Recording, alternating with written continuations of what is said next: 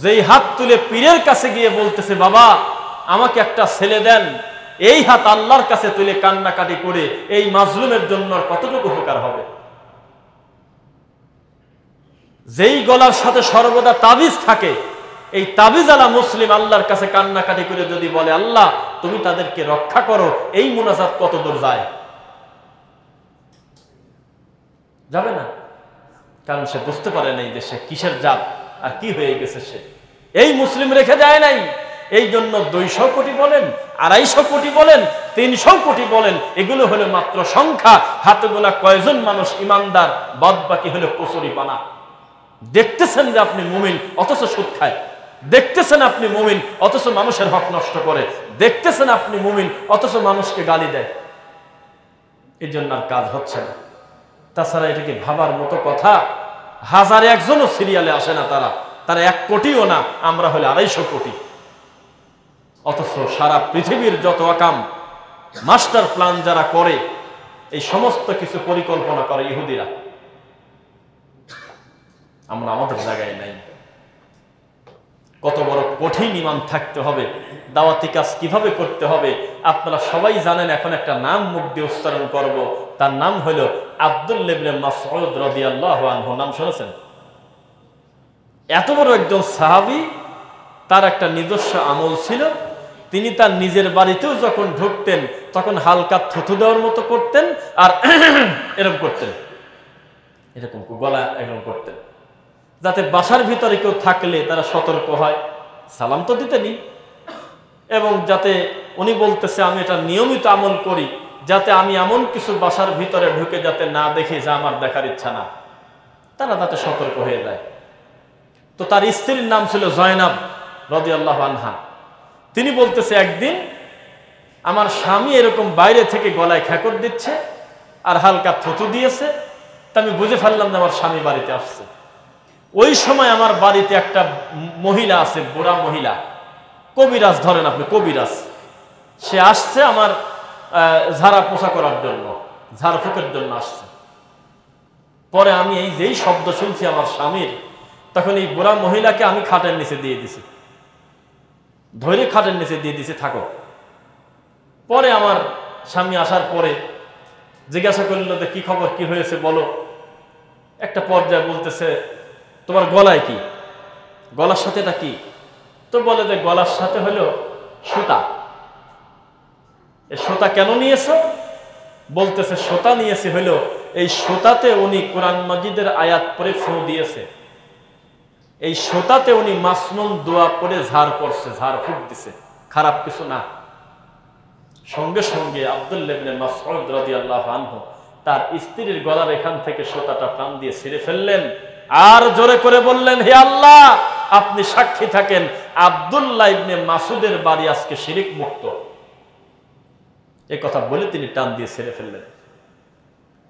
তখন স্ত্রী বলতেছে যে আমি আপনার কথাটা বুঝলাম না, আমি তো কোনো কিছুর পর নির্ভরশীল হই নাই। এর আগেও তো আমি একটা ইহুদির কাছ থেকে আমার চোখ ঝাড়তাম, আমি চোখে সমস্যা হয়েছিল, যেই উনি চোখে ফু দিত আমার চোখটা সুন্দর, অসুবিধা হতো না, ভালো থাকতো। বাদ বাকি সময় চুলকাতো, পানি পড়তো, কষ্ট হতো, ব্যথা হতো। এটার কি ব্যাখ্যা দিবেন? একটু এলোমেলো হয়ে একটু আগে বসেন কষ্ট করে। এখন যেহেতু সিরিয়াল কোনো প্রয়োজন নাই, একটু আগে বসলে ভালো হয়। এই বসা লোকজন যখন দাঁড়াবেন জায়গা বেড়ে যায়। এখন তো 2 জনের জায়গা নিয়ে প্রায় বসার মতো, আমার মনে হয় একটু কষ্ট করে আগায় আসেন। আর যারা সলাতে দাঁড়াবেন, আর এক ভাইকে কষ্ট না দিয়ে ওই মুখামুখি দাঁড়াবেন না, একটু সাইডে দাঁড়ালে ভালো হয়। জি। তো তখন বলতেছে যে আমার এই চোখ যে আমি ইহুদির বাড়ি থেকে ঝাড়ালাম, ঝাড়ার সাথে সাথে ভালো, এইটার কি ব্যাখ্যা দিবেন? তখন আব্দুল্লাহ ইবনে মাসউদ রাদিয়াল্লাহু আনহু তিনি বললেন যে তোমার চোখের ভিতরে হলো শয়তান খালি গোতাতো, ইবলিস শয়তান তোমার চোখের ভিতরে গোতাতো, নিজে নিজে চুলকা দিত। যেই ওই ইহুদির কাছে গিয়ে ফু দিতে নিতে চোখে, তখন ইবলিস চুপ থাকতো, তখন আর চুলকাতো না। এটাই হলো মূল রহস্য। বোঝা যাচ্ছে? তখন তিনি বললেন আমি বুঝতে পেরেছি। আব্দুল্লাহ মাসউদ রাদিয়াল্লাহু আনহু বললেন, শোনো স্ত্রী আমার জয়নাব, আমি আর তুমি আমরা 2 জন আল্লাহর কাছে ইমানদার হিসাবে উঠতে চাই, খবরদার তুমি শিরিক করো না। আমি 31 নাম্বার সূরা লুকমান আয়াত নাম্বার 13 আমার সব সময় ভয়ে থাকি আমি, ইন্না শিরকা লা যুলমুন আযীম, আল্লাহর কাছে সবচাইতে জুলুম আর বড় পাপ হলো শিরিক, খবরদার তুমি এটা করো না। তখন স্ত্রী বলল ঠিক আছে। মহিলারও বলল যে তুমি চলে যাও, আমার বাড়িতে আর এই সমস্ত কাজ তোমার করতে হবে না। তো বিষয়টা হলো আমাদের দাওয়াতি কাজ নাই, সংখ্যায় আছে মুসলিম, সংখ্যায় আছে হুজুর, সংখ্যায় আছে টুপিওয়ালা, সংখ্যায় আছে দাড়িওয়ালা, সংখ্যায় আছে মাওলানা, কিন্তু বাস্তবে আমলিয়াত কোনো লোক নাই, খুব কম। কেউ নাই বললে অন্যায়, তবে খুবই কম আছে। আল্লাহকে ভয় করে না। যেখানে কোরআন মাজিদে আল্লাহ সুবহানাহু ওয়া তাআলা বলতেছে ইন্নাল্লাযীনা আমানু ওয়া আমিলুস সালিহাত কানাত লাহুম জান্নাতুল ফিরদাউসি নুজুলা ইল্লা মান তাবা ওয়া আমানা ওয়া আমিলা আমালান সালিহান ফাউলাইকা ইউবাদদিলুল্লাহু সাইয়্যাতিহিম হাসানাত ইল্লাল্লাযীনা আমানু ওয়া আমিলুস সালিহাত ওয়া তাওয়াসাউ বিল হাক্কি ওয়া তাওয়াসাউ বিস সবর। কোরআন মাজিদে এরকম আয়াত প্রচুর পরিমাণ আছে। ঈমানের কথা বলার সাথে সাথে আমলে সলের কথা বলা আছে। মানে মানুষ আমল করে, কিন্তু আমলে সলে সবাই করে না, আমলে সলে সবাই করে না। আমাদের সমাজে যখন আপনি মানুষকে বলবেন যে এটা বেদাত, এই কাজটা আপনি ছেড়ে দেন, তখন তিনি তার এই বিদাতের পক্ষে দলিল পেশ করেন, নাউযুবিল্লাহ, এটাকে টিকানোর জন্য তিনি চেষ্টা করেন। অথচ মুসলিমের উচিত ছিল সামি'না ওয়া আতা'না, আল্লাহর কথা যেখান থেকে শুনবো মেনে নেব, এটা হলো ইমানদারের পরিচয়। যুক্তি দেওয়ার কোনো সুযোগ নাই, বাবা করেছে, দাদা করেছে, কাকা করেছে, জি না, সব বাতিল, ওহির কাছে সব সারেন্ডার। ওহি আসলে সবাই আমরা সেখানে, আর কিছু করার নেই, আমরা মেনে নেব। নবী সাল্লাল্লাহু আলাইহি ওয়াসাল্লাম আলী রাদিয়াল্লাহু আনহুকে বললেন যে উঁচু কবর তুমি রেখো না, তুমি ভেঙে দাও, মূর্তি ছবি রেখো না, ভেঙে দাও। এটা একটা আমলে সলে। আমলে সলে বলতে কি বলে বাংলাদেশের মানুষটা জানে না। আমল আমাদের দেশের মানুষ করে না, এটা হলো মিথ্যা কথা। আমাদের এই বাংলাদেশের মুসলমানরা যত আমল করে, এত আমল সৌদি আরবওয়ালারাও করে না। আপনি বলেন না যে আমি মুশকিল বলে ফেললাম, আমি আবার রিপিট করব।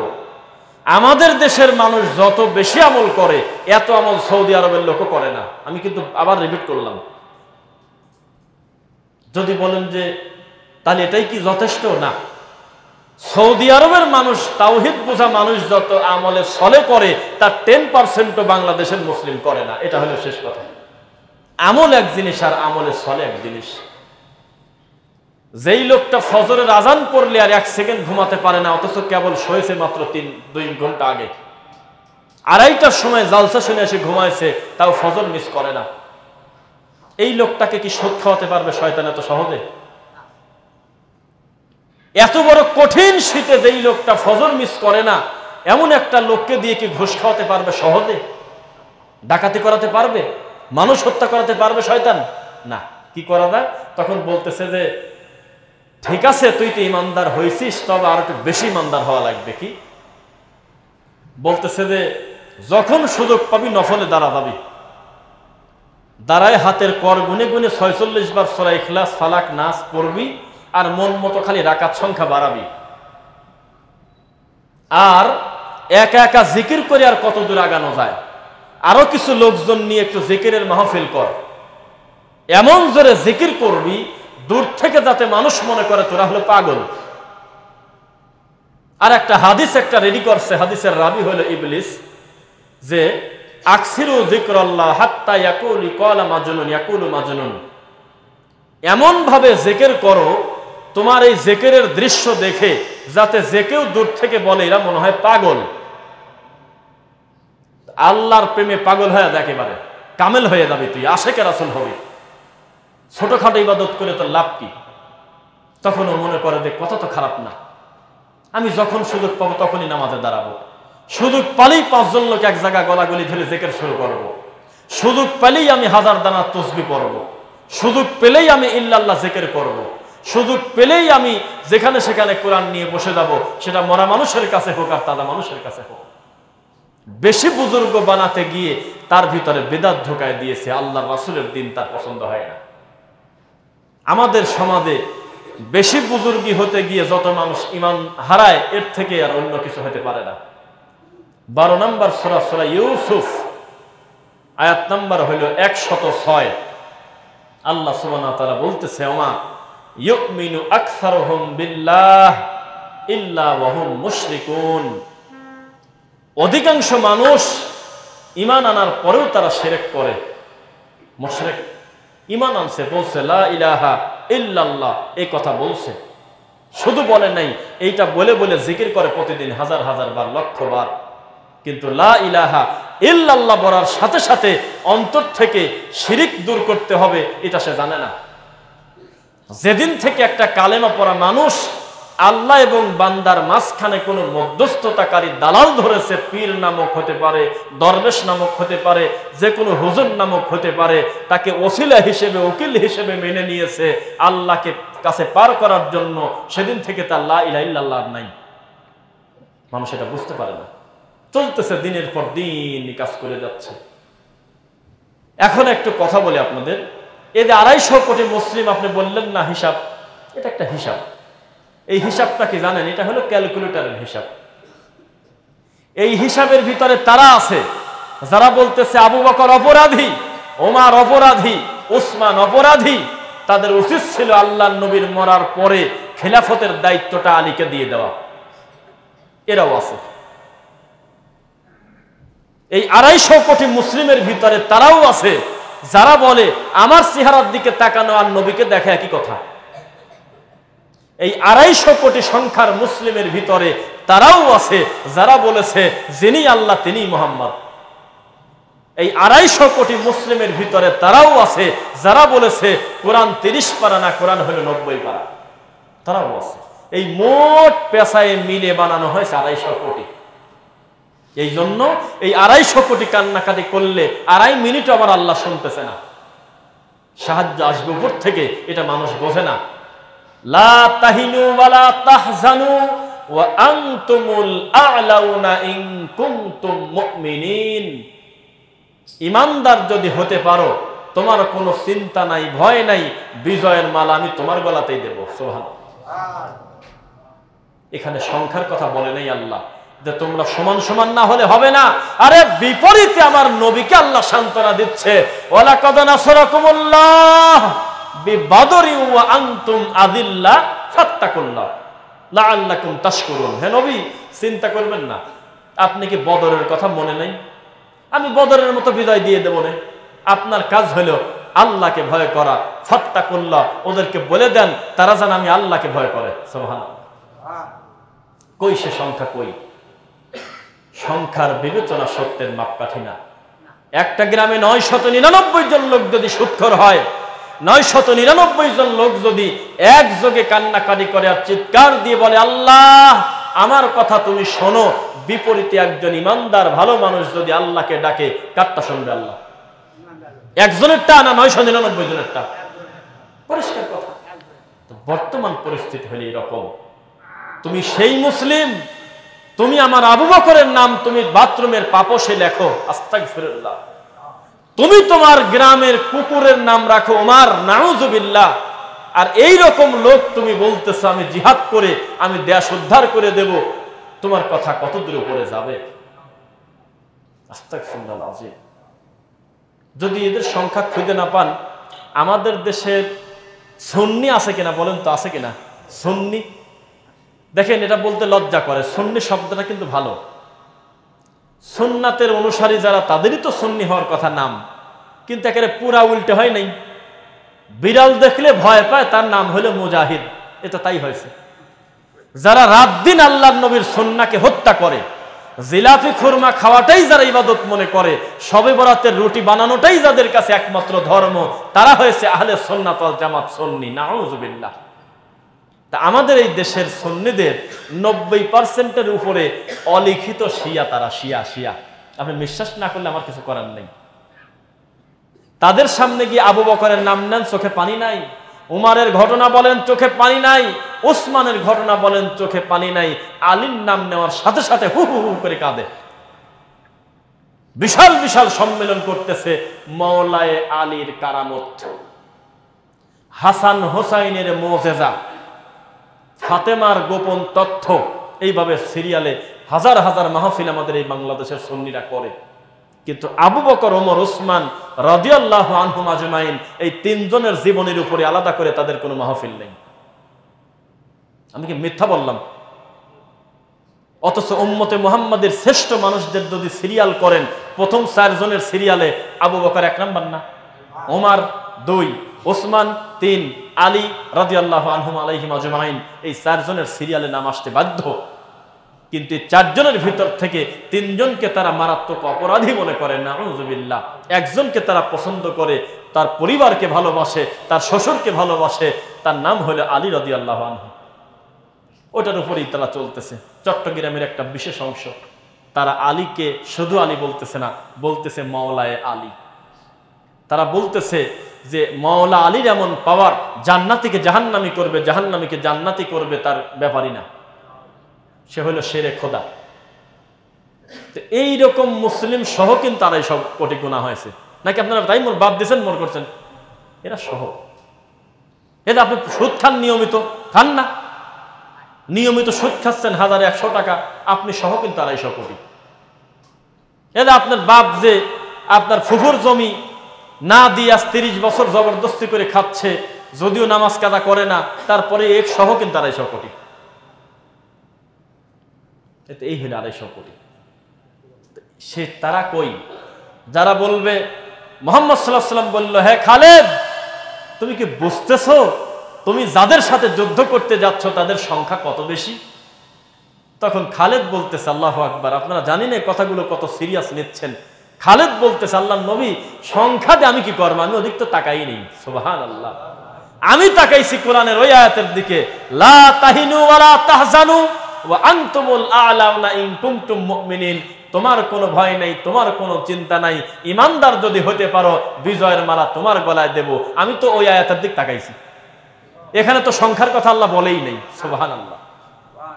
হ্যাঁ নবী, আপনি আমাকে বলেছিলেন গত কয়েকদিন আগে, শোনো হে আমার সাহাবীরা, যার ভিতরে ঈমান আছে সে হলো তাজা, যার ভিতরে ঈমান নাই সে হলো মরা। তো তাজা মানুষ মরা মানুষের সাথে যুদ্ধ করব, অসুবিধা কি আছে? সংখ্যাতে কি করব? আমি আমার এলাকার কবরস্থানে গিয়ে 100 বছর আগে মারা গেছে সব কবরবাসীর সংখ্যা প্রায় 2 লাখ।